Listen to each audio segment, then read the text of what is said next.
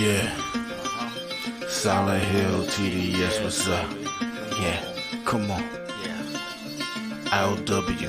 Sports Network, late night edition. Let's go.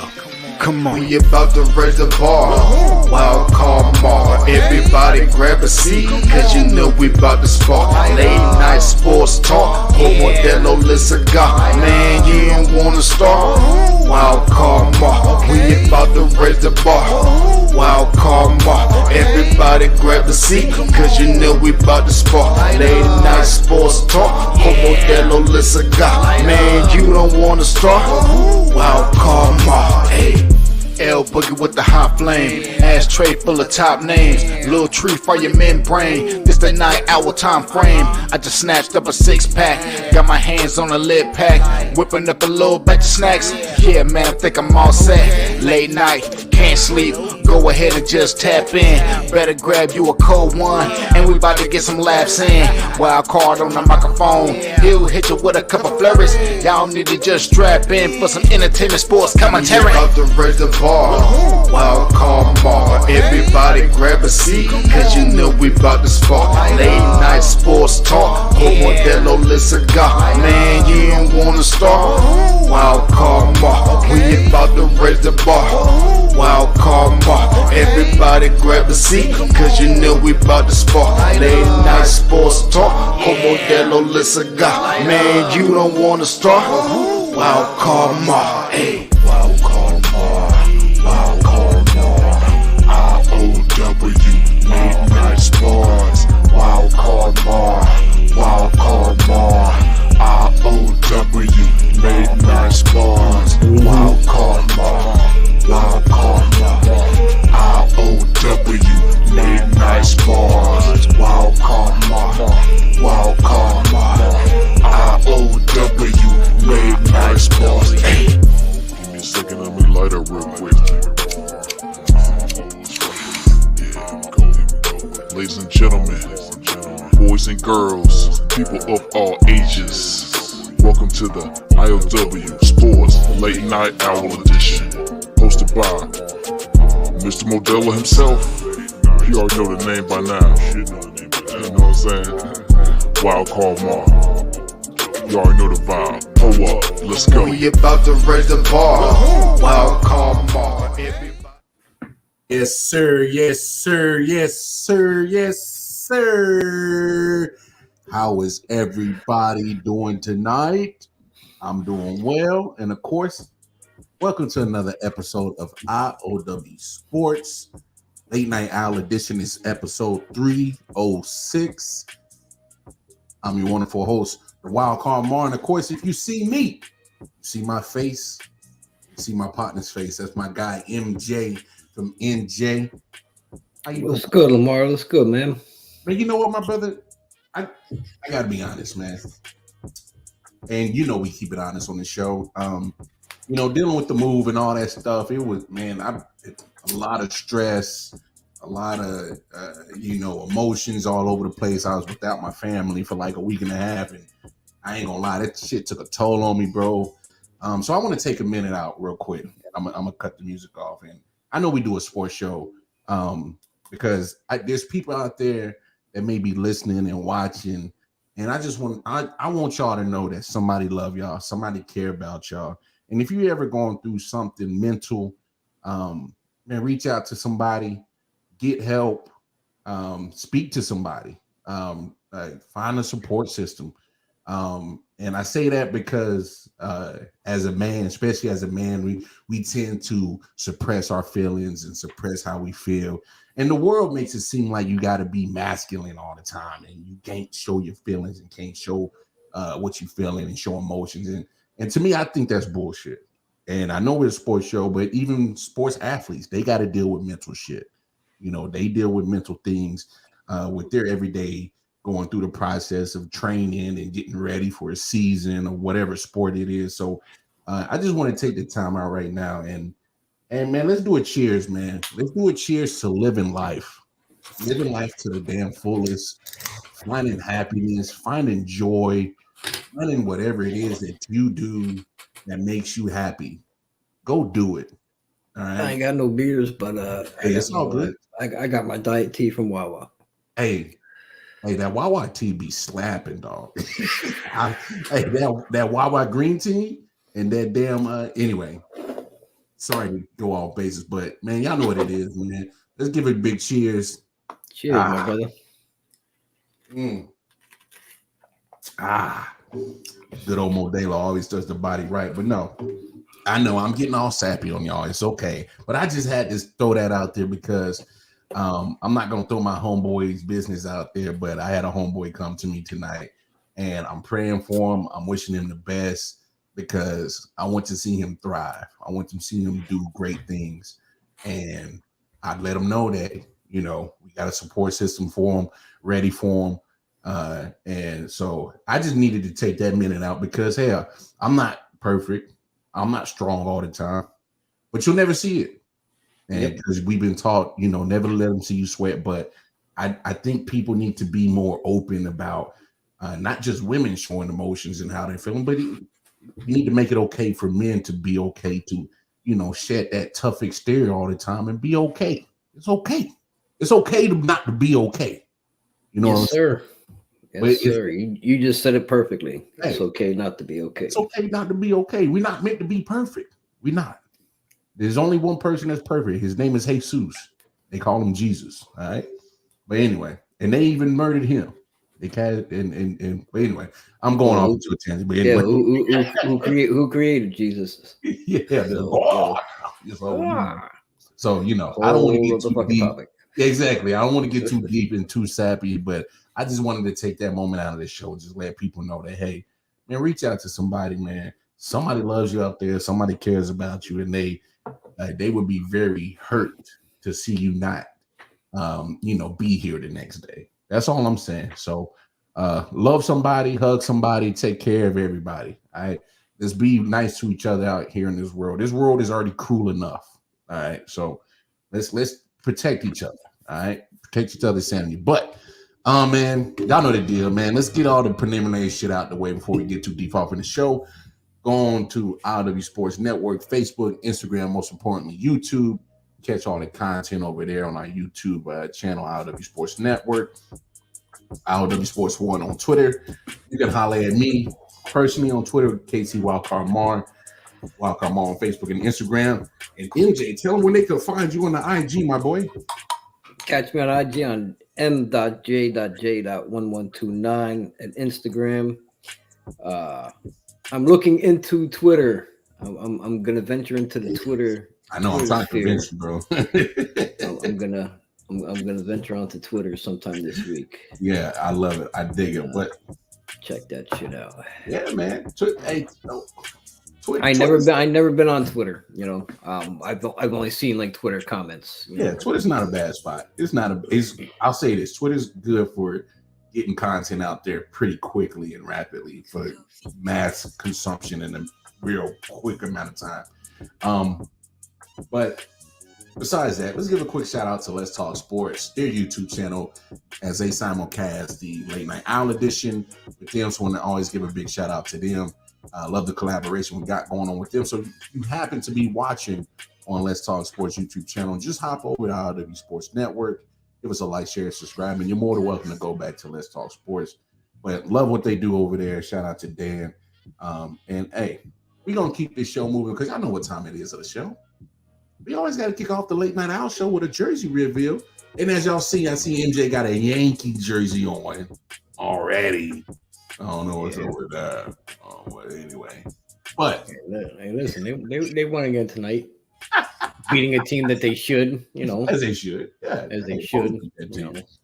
But look, we still give up 5 runs to a AA, AAA team. Hey man, take the dub, brother. Take the dub. Oh, absolutely.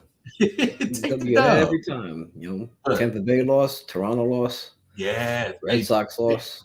And you got 2 tough teams in your division right now between the Rays and the Baltimore Orioles, who are I'm not saying they're above and beyond a lot of teams. I don't think they are. They're just playing real good baseball right now. Obviously, they're still. We're not even in the middle of May yet. So, like I told you, Baltimore, man, they was one of my sleeper teams. Yeah. Hey, you caught it. But without further ado, y'all know what the deal is. It's that time of the show. To kick off the show, get the juices flowing, get everybody pumped for the show. It's the Jersey boy MJ jersey reveal.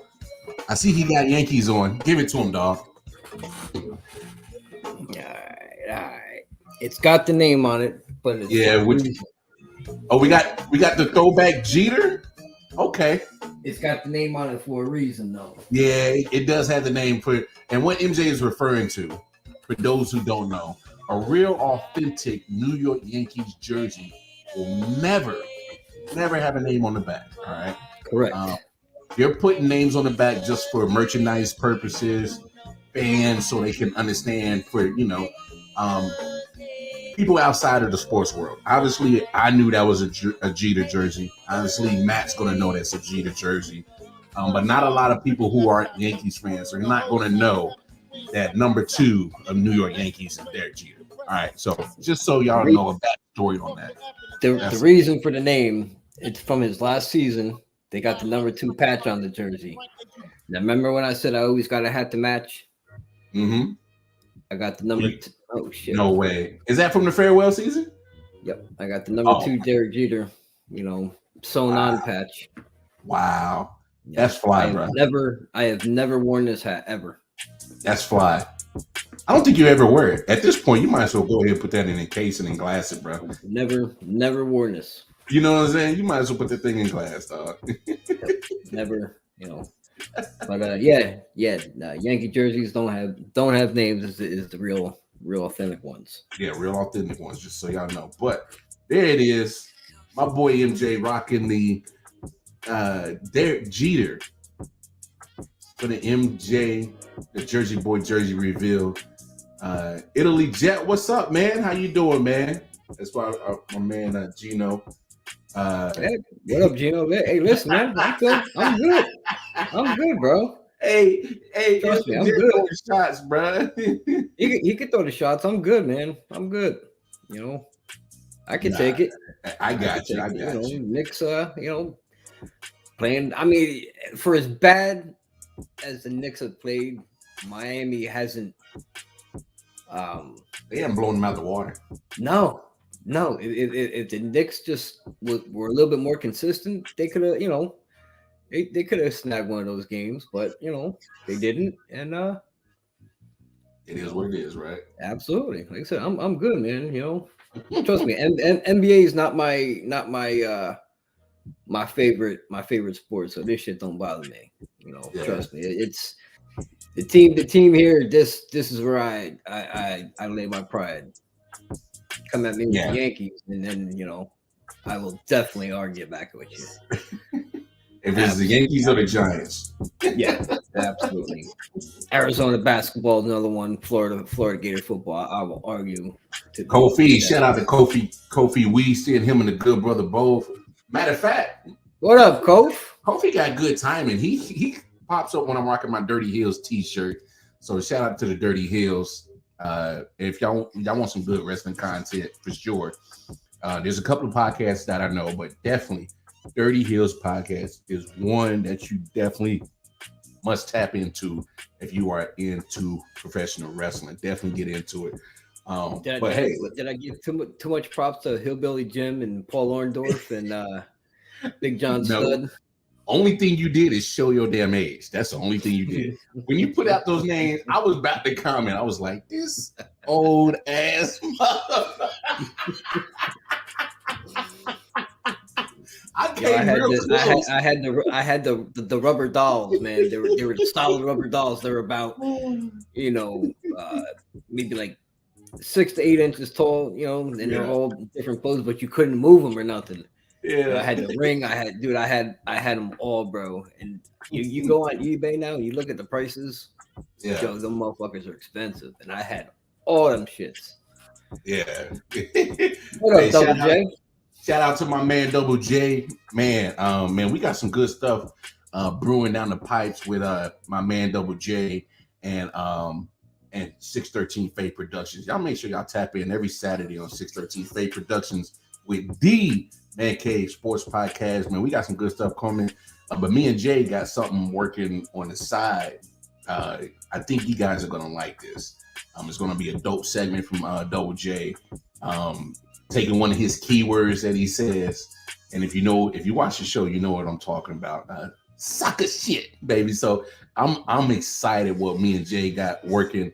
I mean, it's dope. It's dope. But no, man. But let's keep it moving. You know what I'm saying? Let's keep it moving because MJ just had the jersey reveal. But we got to go ahead and y'all know what it is. It's top play time. Top play of the night came from the Eastern Conference playoffs. Game 5, Boston Celtics, Philadelphia 76ers. Can you guess what play it was? I don't know if you guys can guess what play it was, but it does involve the MVP. I did not watch much of the game, so I saw some of the game. Obviously, I was getting ready for the show, but I did see this play, and here it is, top play of the night. Embiid, Horford will deny. Shot clock at 1. Great defense by Boston. Galloping drive. Knocked away Embiid. What a block from behind. Turns the basketball over, but gets on his horse for the chase down block. I mean, this is absolutely outstanding by the MVP. Brown picks up the foul. That play I did see because that's like the only time I was watching the game. It was like the fourth quarter is the only time I watch. Hey, I don't care what nobody say. I know that wasn't the most flashiest play. I know that wasn't, 360 windmill dunk, throw it off the ceiling and yam on 3 motherfuckers and put the balls in their face. I know it wasn't that type of highlight. But you got to understand, that's a huge play because Joel Embiid could have easily given up after having that turnover. Could have easily given up, not got back on defense, could have whined, fussed. Mister, they stole the ball from me and could have gave up on defense easily. And that's why he's MVP, because he plays both sides of the court, man. He's gonna drop, 30 plus on you, but he's also gonna protect the rim. And that wasn't his only block. He had a good block that I saw against Royce Wright against Boston. And I mean, like, sometimes I just like plays like that. That's a huge play, man. You got not always about being offensive, man. Sometimes the defensive plays matter just as much as those offensive plays. So every now and then you'll see a good defensive play creep up in the late night hour top plays. It just happens. But is that the only one you got? Yeah, that's the only one I got today. All right, so we'll roll right into it. Boston Celtics gave up. They waved the fucking flag. Say it. Talk to him, dog. From what I watched, and correct me if I'm wrong. Like I said, because you guys know NBA more than I do. Like I said, I know all the rules. I know, I watched the game, but not as much. Yeah.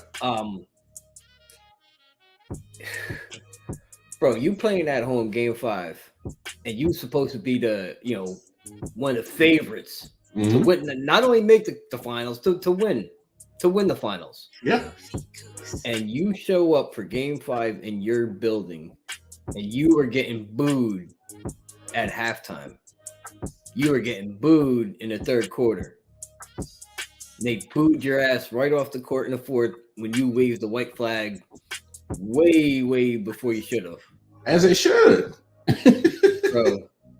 As they should. That's why Boston fucking sucks. The town, the state, the region, the team, the city, you name it. They showed why right then and there. Boston strong? Yeah, my ass. That's how you feel, dog? Man, they fucking gave up, bro. Straight up, they gave up. Well, it's not so much that to your point. Yes, they did. Okay. That's what I was about to say. They was getting run out their building. He was getting run out their building. So they gave up, and you know what? Good, because Philly's gonna end it. And you want to talk about Knicks fans shutting down 7th Ave? Yeah. If Philly makes the finals, they're gonna fucking burn that city down, bro. They're gonna go nuts. But I mean, look, you to your point, MJ, you are right. All right. They did give up, but I mean, let's obviously let's take a look at the stat sheet and let's see if we can correlate stat sheet and what we saw. All right, because what I saw was Jason Tatum on the end of the bench in that fourth quarter. It's kind of like this. Yeah, he would, because he didn't know, he didn't have watch it. They had no answer. 12 for 30 from 3-point line. Obviously, that's the first step we're going to look at. 3-point shooting, 40% shot as a team by Philly to 31% to Boston. Boston shoots 30. They shoot 40% from the field. And then here's your difference: 51% from the field that Philadelphia shoots. They get to the line 27 times. And Boston got to the free throw line more than Philly did. So 74% free throw from Boston, and then you got 85% free throw percentage from Philly. So it's one of those things where you see, Joel Embiid, a little under 50%, still puts up 33 points. It's the 4 blocks. We showed y'all one of them. Anytime your MVP is playing on the defensive side, gets 4 blocks, 7 rebounds, 3 assists, not too bad shooting. Tyrese Maxey didn't do too bad shooting as well. And I got to give Tyrese Maxey his credit. He throws in 30 points tonight. And this is all with James Harden, who had a pedestrian 17 points. He played 42 minutes. Yeah. So if you look at how Philly is playing right now, they're relying on Embiid, Harden, and Maxey. That's their 3 that they're relying on. And right now, even Tobias Harris, who played 31 minutes, he chipped in 16 points, which I said that the other day on the Day Show. You're not looking for Tobias Harris to throw in that many points. You're looking for him to, 15 to 20. Shouldn't have to. I mean, if he does it, cool, but you shouldn't have to rely on him to score, 25, or more. Putting up 16 and 11, that's perfect. Without a doubt. That's perfect for him. Without a doubt. And then I'm looking at Boston. I don't know where the hell their bench disappeared to. Their bench totally disappeared tonight. Thank you, Jay. Thank you, Jay. I'm glad Jay you see what Jay says? This is why Embiid was my MVP. The difference is what separates Embiid from Jokic. That's me. I'm not shitting on Jokic. It's just that the fact of the matter is, when I see Embiid play on a court, he's going to give you minimum 30 points. He's going to give you at least 8 to 10 rebounds. He's going to throw in maybe 5 or 6 assists, and he's going to get 3 to 4 blocks. Yep. That's his typical night. I can't be mad at that. Is he as efficient as Jokic? No. Nope. And that's okay. I'd rather have a dog than being efficient. You know what I'm saying?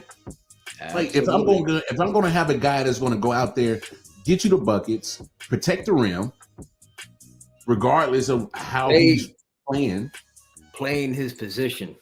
Yes, thank you. As a big man, doing what you're supposed to do as a big man. Yes. Exactly. You hit it right on the head. Both ends of the floor. I mean, when you what did he average this year? He averaged like 33 and led the league in scoring. But he also averaged like 13 boards or something like that. Like 33 and 12 maybe. 33 and 10. So he was averaging 33 points, 10 rebounds, 4.2 assists per game. And that was 55% shooting, 54.8, round up. Yeah. I mean, that's not trash. It's average on efficiency, but it's not in the dumpster.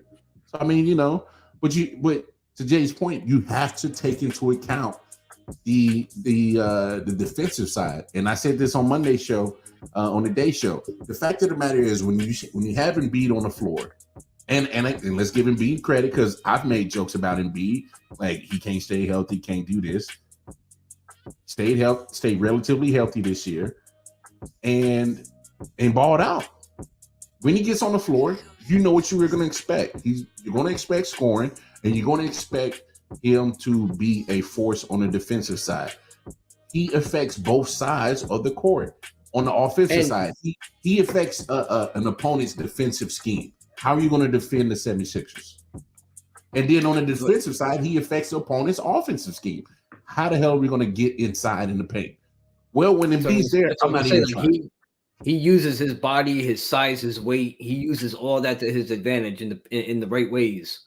Yeah, because you see a lot of big men that will not play that style game. He'll jump out. He'll knock you down a 3-point shot. Yeah. But he is mostly down and dirty, doing what a big man is supposed to do. I'm glad you said that, MJ, because a lot of people don't realize that about Embiid. See, Embiid's he'll take maybe 3 to 4 3-point attempts a game, but he's not trying to be out there and camp out there. He's going to do his work in the paint because he understands where the bread and butter is at and where he has an advantage at over the opponents. What's the point of being a 7'1" dude camping out at the 3-point line for what? Like Karl Anthony Towns. Oh, I'm glad you said it because that was the first one that was thinking in my mind. And I like that. They made the trade so he could spread the floor and be off ball. Man, how'd that work out for you? First round exit. Matter of fact, sir. Did they even make it out of the play-in tournament? I can't even remember. Anyway, but no, I'm with you. Yeah, Cat, AD, Jokic to a degree. The thing with AD, like he's got no weight to him, man. He's so brittle. You know what I mean? Like he's like real slim brittle. Cat. Well, that's part of it. You're right, MJ. That's part of it. Here's another part of AD that drives me crazy as a Lakers fan. It's the inconsistency on whether he wants to be a dog or not. Because right now, and we'll kind of touch on it in a little bit, what he's doing right now in his Golden State series against Golden State, if I could get that on a regular basis, I would never have no beef with AD. I would never have any beef with AD. But it's like you can't have a situational dog in you. You either is or you ain't. You know what I mean? Either you got the dog in you or you just don't. Don't give me situational dog. I need to know if you got it or you don't. And sometimes with AD, and I see sometimes when I'm like, this dude he don't want to be in the paint, bro. No. He don't want to do it. And then other times I'm like, what this dude been? This the motherfucker I need. This the dog I need to see. It's like where you been since the bubble? You've been a bubble boy. Is where you've been for the last 3 years. You know who I'm talking about, the man in the plastic bubble. That's him. For real, you know it. Oh yeah, and Jay, I know that story, that backstory of AD. You know, he did play guard in high school. He had the growth spurt, and I get it. I love it. That's great that you can take the old skills that you had at a certain position and apply it to your new position. But you're not a guard body, and you're not a guard. So it's like I understand the skills that you had and what you used to do. Like you see it all the time. There's a whole bunch of people that used to play quarterback in Pee Wee and Pop Warner and middle school and high school, but now they running backs or wide receivers. Because at some point you got to realize that I'm better suited at this position. Now you can possibly take your skills and move it to somewhere else. You can take some of a quarterback skills and run like a in reverse flea flicker, and you could throw the ball because you used to do it. which is fine, but you're not using that as a normal, everyday situational play. So it's like, understand your body, understand where you're at, and you know, yeah. But he forgot he's 7 foot. It's like there ain't a such thing as a 7-foot guard, and that's I gotta speak on it. That's what's part of this. What about this kid Wembayana coming in?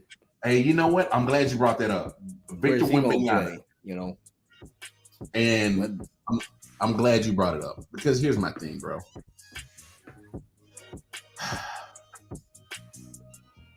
Does he got talent? Yes. Does he have skills? Yes. You know what scares me? His frame. Yep. His frame scares me. I mean, you just saw Chet Holmgren, who's pretty much built the same way as Victor Wembanyama. You know, tall, lanky. Reminds y'all of somebody else in the NBA who has a lot of skills, that has a lot of potential, and we can't get the full potential of him at all the time. KD. Does that not remind y'all of KD? Very slender frame, tall, lanky, slim Jim, skills out the ass. Can do just about everything on the court. That's what Victor Wembanyama does. He can do everything on the court. But when you're 7, I think he was 7'4", 7'5"? 7'4", I think he is. Maybe 7'5", but I think he's 7'4". Yeah, but he's light in the frail. Mobile. Yep. Yeah, but he's light in the tail, though. You know what I'm saying? Yep. Victor Wembanyama is light in the tail. And Victor Wembanyama, he should be happy that he was born in the time he was. Because I'm telling you, if a cat like him went to the NBA and Shaquille O'Neal was still playing, come on, dog. Come on. You remember what Shaq did to Chris Dudley? Come on, dog. You know what I mean? So and just imagine. And Dudley was more thick, more thick in the frame. Chris Dudley, he wasn't light in the tail. He was not light in the tail. So Chris Dudley was in the game to defend Shaq, is what it was. You know what I mean? Biggest man you got. You know. Chris Dudley was there to abuse Shaq, get fouls, because he knew he couldn't do nothing else with him. Yeah, let me use my 6 fouls and call it a night. Hit the showers early. 1, 2, 3, 6, done. You know what I'm saying? So, man, I think Victor Wembanyama is going to be phenomenal. He's going to be a phenomenal offensive player. And he can show up on defense, obviously, because of his size. But I'm telling you guys, and mark my words, mark this date down. May 9th, 10:35 Central Time, 11:35 Eastern Standard Time.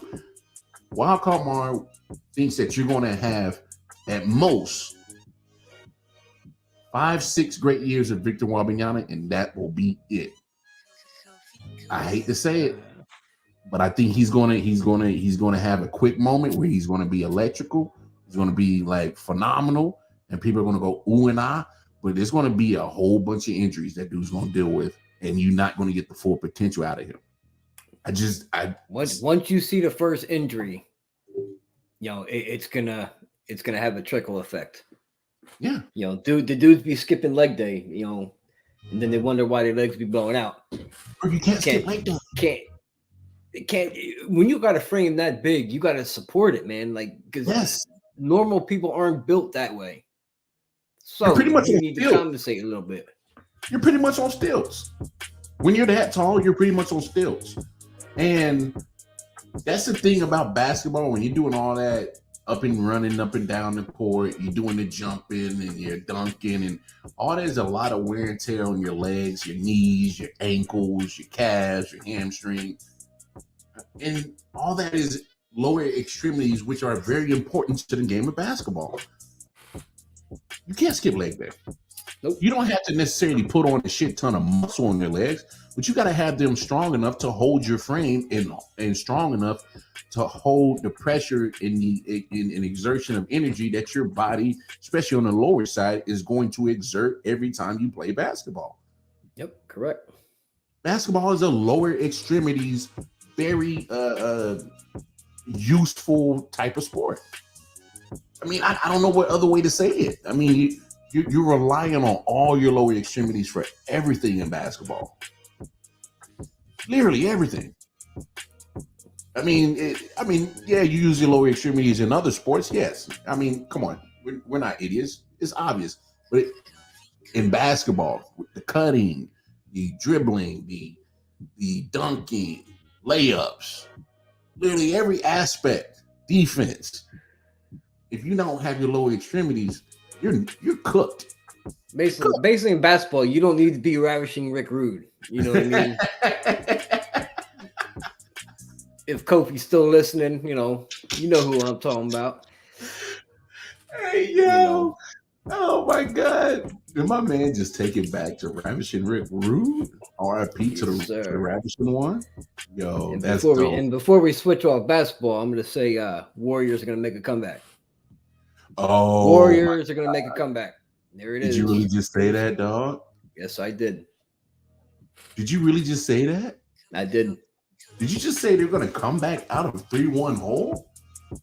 At 11:38 Eastern Standard Time. Yes, I did. May 9th. Is this like gut feeling? This is my gut. Okay. Boom. MJ17.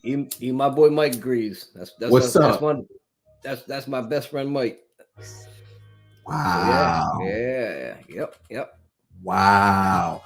Look, I'm gonna say this. I have this feeling, man. You know, they're gonna show the championship team.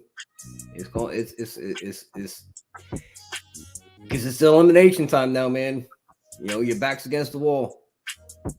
Time to play championship ball. And you know what, MJ? I'm not mad at your take. The reason why I'm not mad at your take is because in order to beat the champs, you got to beat them. You know what I'm saying? I know you're up 3-1, but you can't, rest on your laurels and just think that you got this in the bag. You can't just think that, oh my gosh, there's no way that they're not going to come back. So here's my thing. So as I was watching the game last night, and the game was pretty much finishing up as we was going off air, you look at the Warriors, and they got this mentality, and it's worked for them for so long. All right, the live by the gun, die by the gun type of mentality. So they live by the 3, they're going to die by the 3. All right, and last night they died by the 3. All right.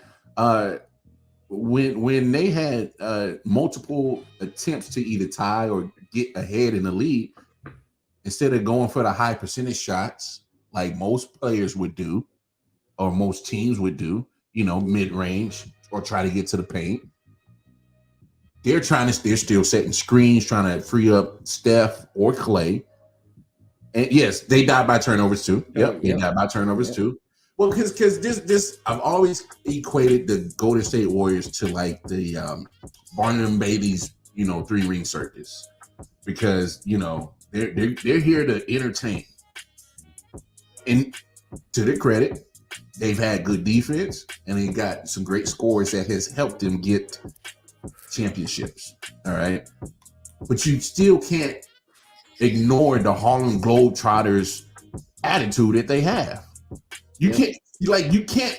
Anybody that ever watched Golden State Warriors, you can't sit up here and tell me that you don't get a little Harlem Globetrotters feel for them, because they play a lot. They do, and it costs them. The turnovers, sometimes not the greatest shot selection.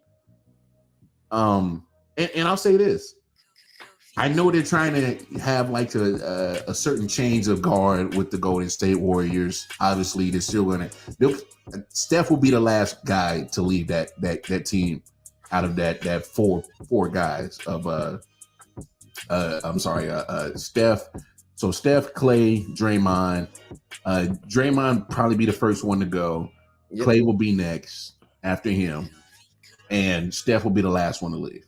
And I'm gonna call this out too. My boy Mike says Clay needs to step it up. He does. Clay's gonna hit 9 threes tomorrow. Ooh, 9. That's my big bold prediction. 9. I'm gonna take it a step further.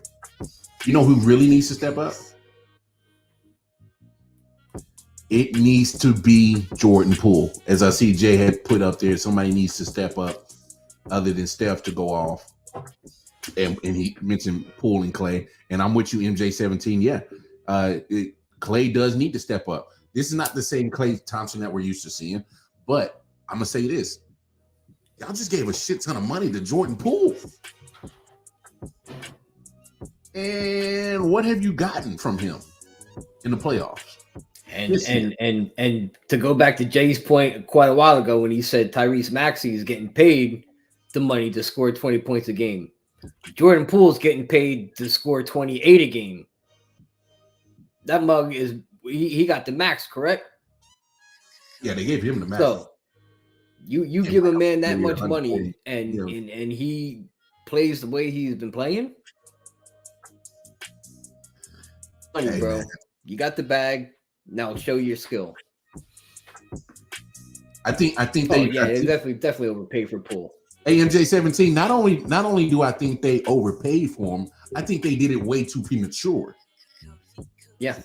My thing is there too. If Jordan Poole was putting up numbers on a consistent basis that can rival Steph, that can rival Clay on a consistent basis, give him the money. Give him the money. Because Jordan Poole, in my opinion, is not nowhere as close as important as Andrew Wiggins is on that squad. I think Andrew Wiggins is far more important on that squad than what Jordan Poole is. I agree.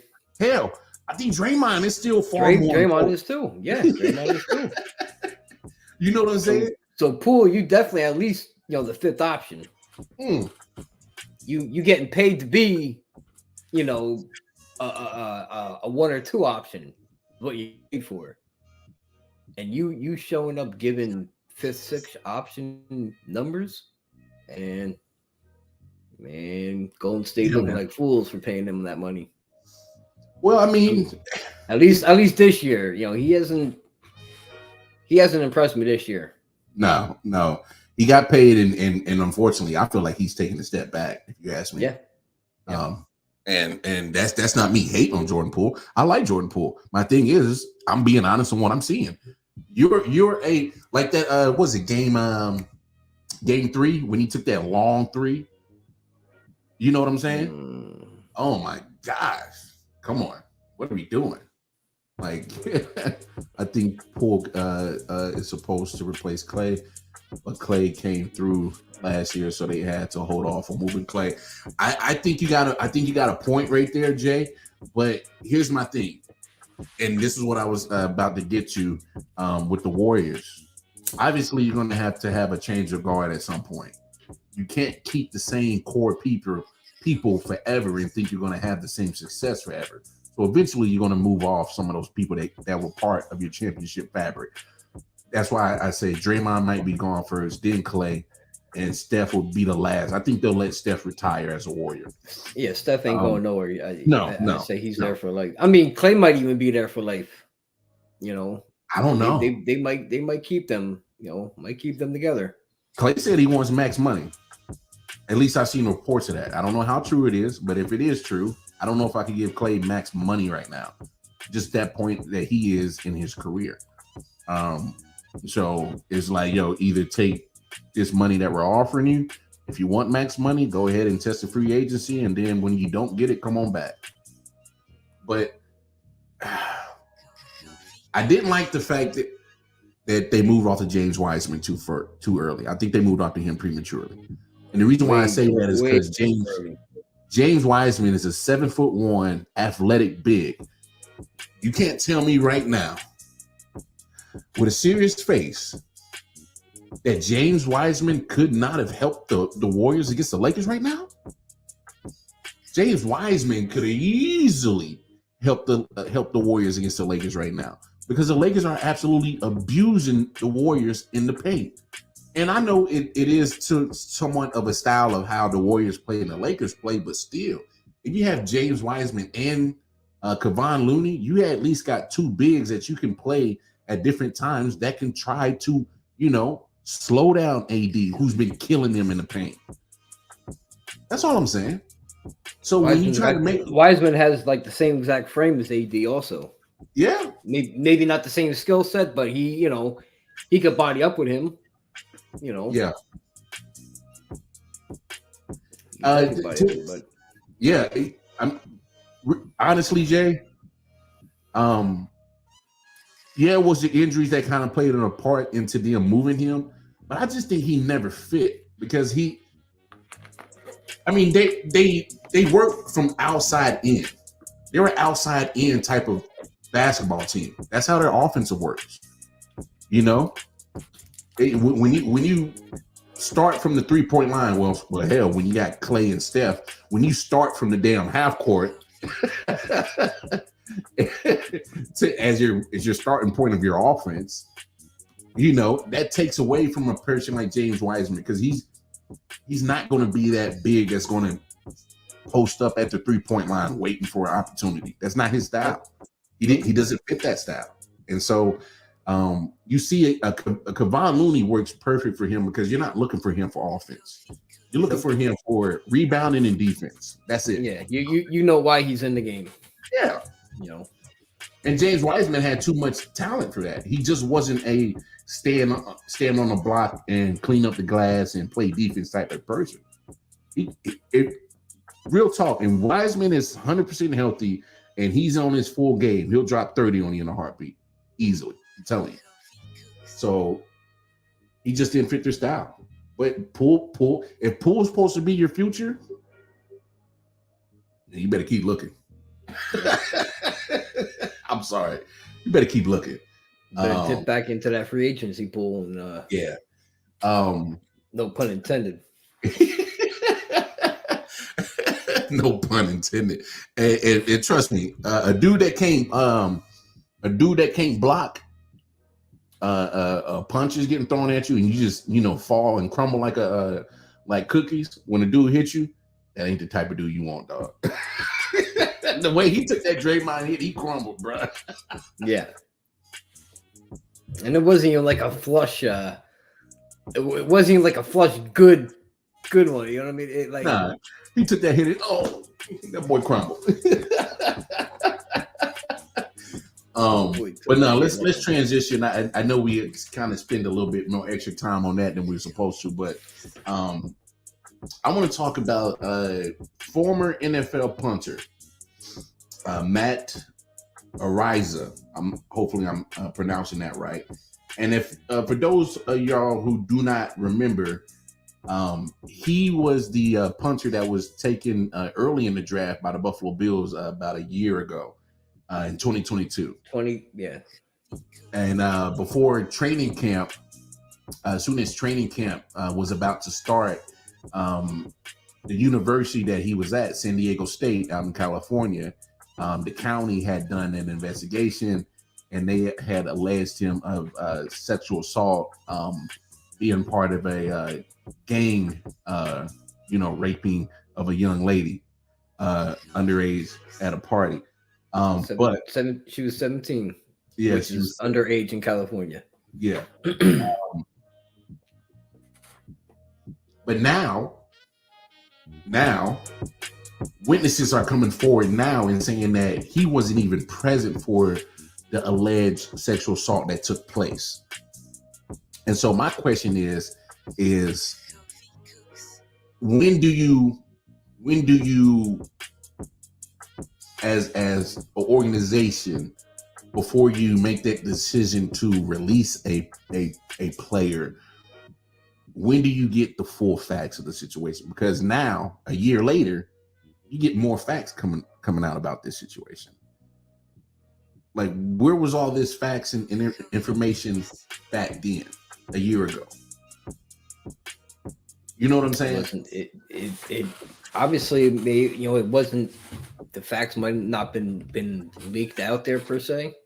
Yeah. But by Buffalo doing that, I think they did that just to rid themselves. They don't want no bad press. They don't want no type of issues coming their way. They don't want nobody coming knocking in their door, coming peeking in their building. So they cut ties before there could be any repercussions, whether it be good or bad. They just said, fuck it. It ain't worth it. He's gone. That's the way I see they might have been handling business up there. Oh yeah, and I'm not gonna fault the Bills. You know what I'm saying? Because they got to protect their franchise. You know, you don't. Yeah, because what if they kept this kid and shit turns and it's the opposite? You know, that he was there and he is on film. You know, and he's involved. Yeah. Then what do you do as an organization? Then you got to really face the heat. Talking about face the heat. Oh my gosh, you talking about losing money, bro. And you know how these owners they don't like that. They don't like losing no money. No. Because that would be bad. That would be bad publicity on the umpteenth scale of how dare y'all hold a guy like that on your team. That says something about y'all as a franchise. So I understand Buffalo Bills' position on why you do it, but I'm looking at playing a guy. With my money is like playing with my emotions. My emotions for real. But I'm looking at Matt and I'm like, I feel for the kid because I owe him an apology. Because when this story came out a year ago, I thought he was a dirtbag. I thought he was a piece of shit. Now, you know, they're saying that him and the young lady had consensual sex somewhere, allegedly, somewhere else, but he was not part of the whole sexual assault. So, you know, I'm not going to 100% absolve him. He was like 21 or how old was he? 21, almost 20, 21 at the time. And she's 17. So I'm not going to absolve you from that. Like, you got to have better judgment than that, Playboy. Got to have better judgment than that.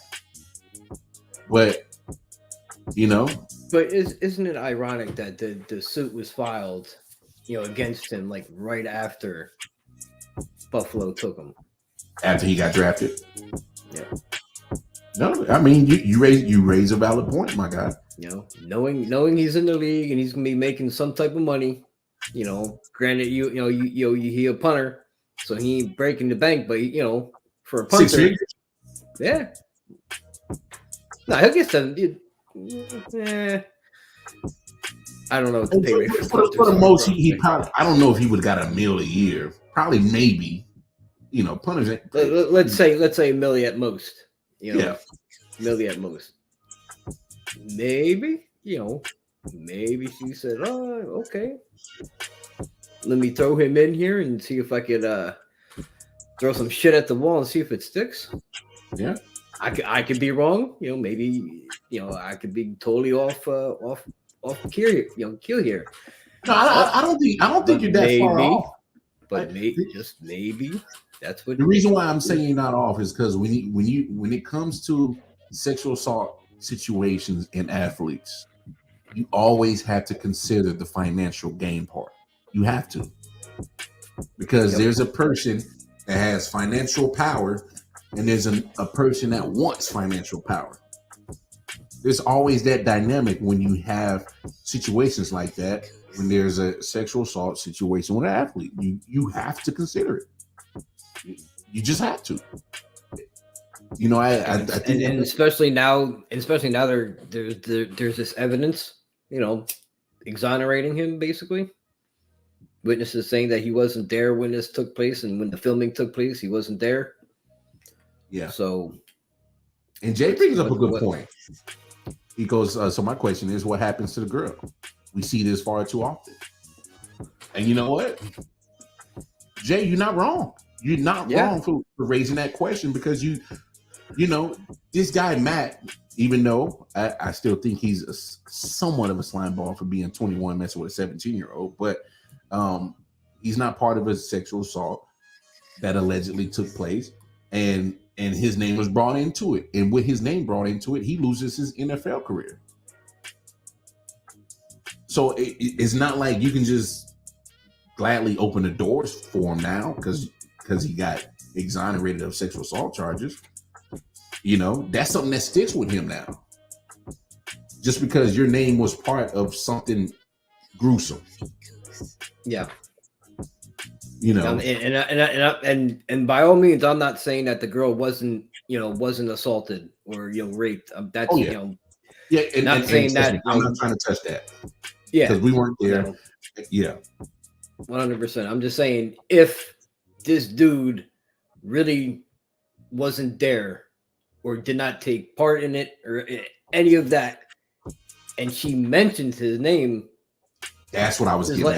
his life is ruined. Boom, boom, and that's something that needs to get discussed because I did read in the article that Matt Araiza, he will be filing a suit against San Diego State for what I can't remember the legal term, defamation. There it is. Pretty much slander and pretty much in layman's terms throwing dirt on his name and ruining his reputation. Which he kind of has a case. If you ask me, this man is losing. He's lost his NFL career off of this. You know what I'm saying? Especially if he wasn't involved, and again, I can't sit here and tell you 100% because I wasn't there. So, I mean, you never know if he was actually there. If he was, he deserves everything that's coming his way. But if he legitimately really did not do anything wrong that night and take part in that, he's got every right to fire back and recoup everything plus more that he would have made. And he lost. Yeah, why not? I'm not mad at him. Recoup what you possibly would have lost by not being in the NFL because of this situation. I'm with you on that, MJ. And because defamation of character. Thank you, Jay. Yep. So I mean, like it's literally a crapshoot, and this is why I always say to all these young athletes that get this money, you have to be very conscious and aware of your surroundings at all times. Because at the end of the day, they're not going to point out the actual offenders. They're going to point out the name that was there. They're going to point out the person that, like, for instance, John Morant. Look at some of the silliness that he was getting into. He's going to, show up, protect my mom and my sister. Yeah, I get it. But the situation that it was, the moment that you showed up, all the energy and the focus gets pointed towards you because you're the name. You're the name. All that could have been taken away in one sweet moment, as they say. Just by you showed up there, shit could have went sideways and your career could have been over. These athletes got to get smarter, MJ. They got to get smarter. Right? I mean,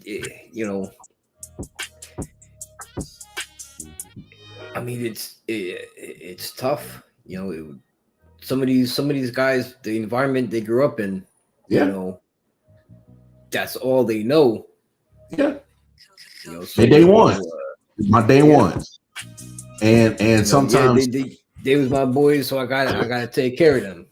Take care of them. And sometimes that love and that affection for your day ones blinds you of the potential dangers that can happen. Because they're your boys, but they ain't got nothing to lose. You got everything to lose. And that's why sometimes, I'm not saying forget where you come from.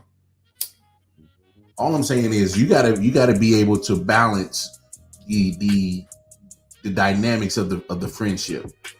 If you've been my day one, you already know I'm gonna take care of you, but you can't be out and this just goes out to your peoples. When you get your circle, you gotta have a sit down with your peoples like Patrick Mahomes. Patrick Mahomes needs to be talking to his brother right now. Oh yeah. He needs to be talking to his brother right now. Because you should have been talking to him a long time ago. You're right. Because when Jackson Mahomes is running through Kansas City, showing his ass, acting a fool, they're not worried about Jackson Mahomes. They looking at how it affects and what it looks upon Patrick Mahomes. Yep. So John Morant needs to be talking to his peoples. Matt Araiza, you should have been around the right people.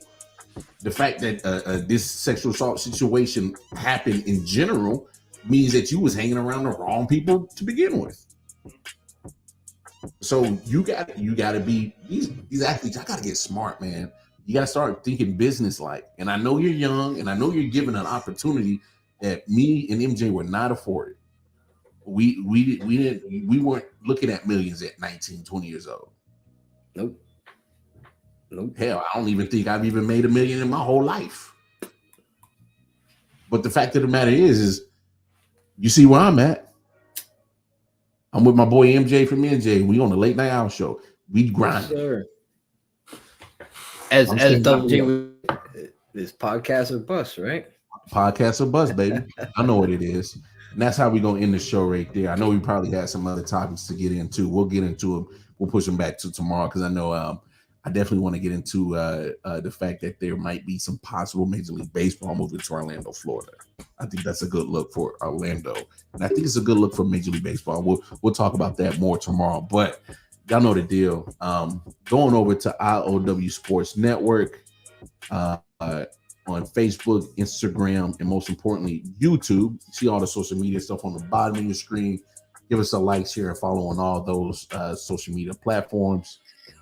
Give a shout out to Let's Talk Sports YouTube channel as we simulcast the Late Night Owl Show on their channel. So if you happen to be watching us over there, just be so kind, hop on over to I.O.W. Sports Network on YouTube. Give us a like, share, and follow as well. And then, of course, you can catch me on Twitter, KC Wildcard Mar. You can follow I.O.W. Sports 1 on Twitter, KC Wildcard Mar again, Wildcard Mar on Facebook and Instagram. And MJ, tell them when they can find you at on IG, my boy. Catch me at m.j.j1129 at Instagram, and look for me on in the Twitter universe soon. It's soon. He coming, y'all. It's gonna be soon. It's gonna be soon. He coming. And it's gonna be all sports related. It ain't gonna be like like a personal personal account. I'm gonna make it all sports related. I dig it. I dig it. Hey, give a shout out to my boy Double J. Y'all follow him on all the social media platforms for real. And y'all catch me and him on the 613 Faith Productions YouTube channel on the Man Cave Sports Podcast. It drops every Saturday. But look, me and MJ gonna get up out of here. Y'all saw the jersey reveal, the Derek Jeter #2 joint. And look, y'all make sure y'all tune in tomorrow. You never know. Never know what type of jersey the boy MJ gonna be rocking. So in order to see that, make sure you come in tomorrow, 11 p.m. Eastern Standard Time. Until then, enjoy y'all Wednesday. Be blessed. Yes, Peace and love, y'all. We'll catch y'all later. Peace. Yeah. Come on.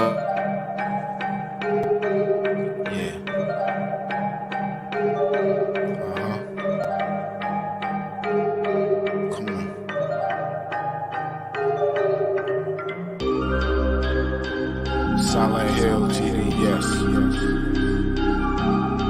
Hitchhikers.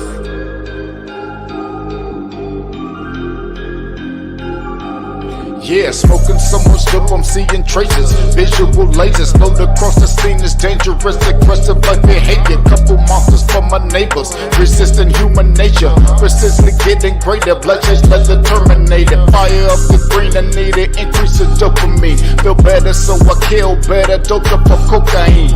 Roaming like I never had a home, so I'm all alone. Smoking bones down the chromosome till the filter's gone. Suffocating under heavy pressure, the signature marks are the cornerstone of a nigga that's ready to spark. Like the pathway